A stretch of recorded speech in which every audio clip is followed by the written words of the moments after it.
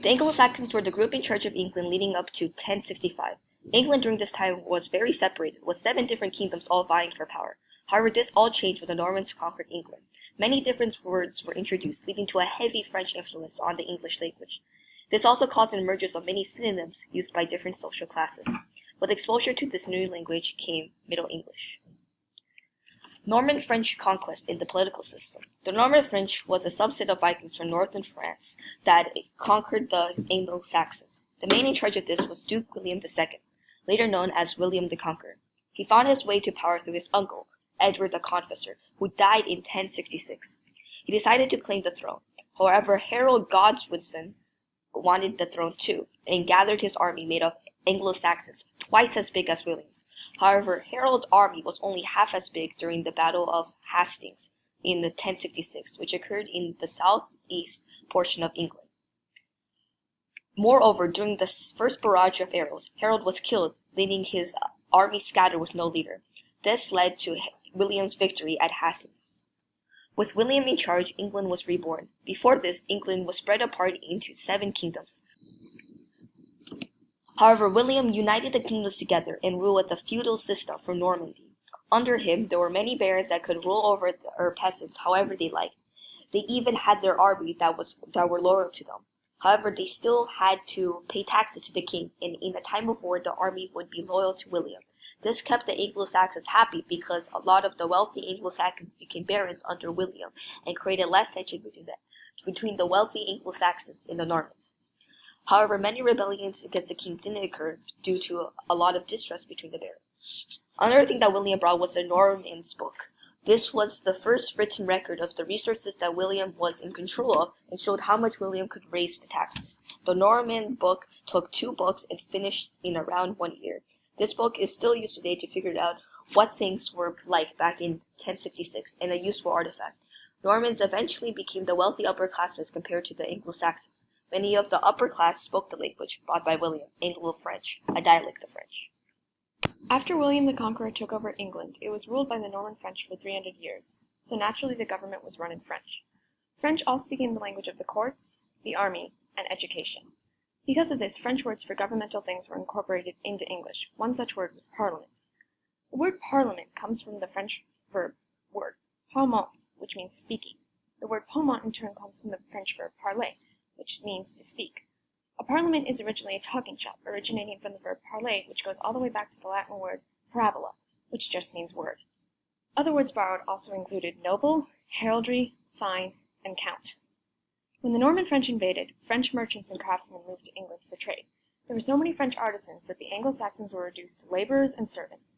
Because of this distribution of jobs, French became the language of the upper classes that had the jobs of artisans, and English the language of the lower classes that had the jobs of laborers and servants. Therefore, the French names for skilled jobs took a place in English, while the Anglo-Saxon names for less skilled jobs stayed. For example, the word mason originates from French. It comes from the French noun maçon and the French verb maçonner. Maçonner is probably of Germanic origin, maybe relating to make. Other examples of skilled jobs with French names are painter and tailor. Other, less skilled jobs like baker, miller, and shoemaker originate from English. A variety of words were also adopted into English that had to do with nobility, such as prince and princess. The word prince is directly lifted from French, but the French word originates from the Latin word princeps or principe, meaning first, chief, or sovereign. Originally, a prince was a ruler of a smaller state, like Wales, so the ruler of Wales would be called the Prince of Wales. This explains the difference of the original word meaning first and the English word meaning the son of a monarch. Princess, of course, just comes from the French word princesse, which is the feminine version of prince. Other words such as baron, duke, and royal come from French as well. As more and more Norman French words were borrowed into English, the number of lexical doublets increased. There are pairs of words consisting of an Anglo-Saxon word and a Norman French word that mean nearly the same thing but are slightly different because of the history behind the words. Some examples of these pairs include veal and calf, beef and cow, and swine and pork. The Norman French words represent the meat, while the Anglo-Saxon words represent the animal. Because the majority of people speaking Norman French at the time were nobles, they did not deal with the animals and the production of food. All they spoke of was the meat that they ate, which is why their words represented the meat. Contrastingly, many of the people who spoke Anglo-Saxon were from lower classes, so they would be the ones dealing with the production of food, which is why their words were used for the animal. Other pairs of words include despair and hopelessness, inquire and ask, forgive and pardon.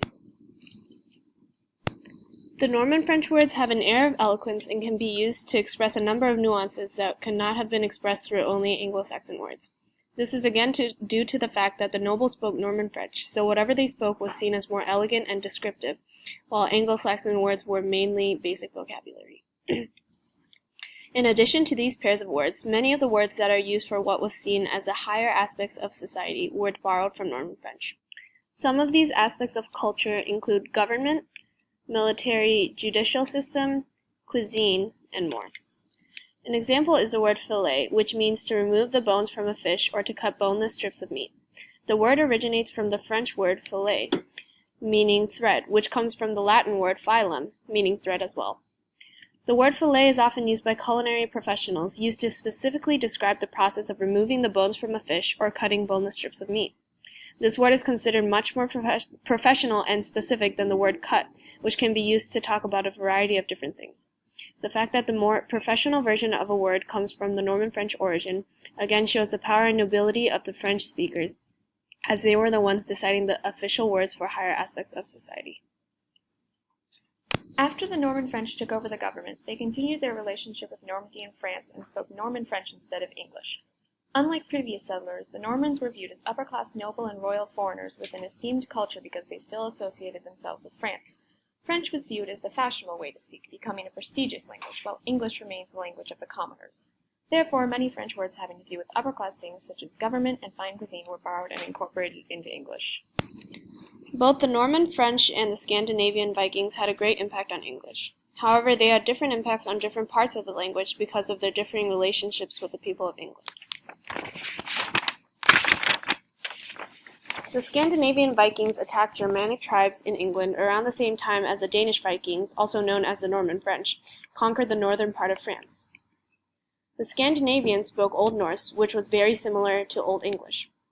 The English did not see the Scandinavians as foreigners because they were both of Germanic origin. Because of their similarities, it was easy for the Scandinavians to assimilate with the English. Although most languages do not borrow grammatical words from other languages, Old English borrowed verb forms and pronouns from Old Norse because their languages were similar, which made it easy to borrow words from each other. Third-person plural pronouns such as they and them are of Scandinavian origin, and the verb forms of the verb to be are also from the Scandinavians. Also, most of the Scandinavian settlers were low-class farmers and merchants, so the words borrowed from Old Norse into Old English pervaded all classes. The words that the Scandinavians spoke were common and ordinary, so the words that were borrowed from Old Norse were used daily in ordinary situations. In contrast to the Scandinavians, the Norman French did not contribute much to English grammar, but rather to the phonologization of Old English phonemes. The Danish Vikings assimilated to the English easily as well, but they later on abandoned their Germanic heritage in turn for French culture. Even after the Norman invasion of 1066, the Norman French rulers of England continued to speak in French instead of English. There was a barrier between the Normans and the English due to the difference in class, and that was not there between the Scandinavians and the English. The Scandinavians lived amongst the English and became part of their community, whereas the Norman French were ruling over the English. Thus, the English viewed the Norman French as foreigners because most of the Normans were nobles and had a more prestigious culture. Consequently, Old English mainly borrowed Norman French words for the higher aspects of culture, including government, art, law, and cuisine. Norman French continued to be the language of the elite and was not able to pervade all classes of English speakers, since the words they used were specifically for high positions in society and were not often used by ordinary English people. While the Scandinavians and the English had a very intimate relationship due to the fact that the Scandinavians were mostly lower class and lived amongst the English, the Norman French remained alienated from the English because they continued to speak Norman French and many of them were nobles.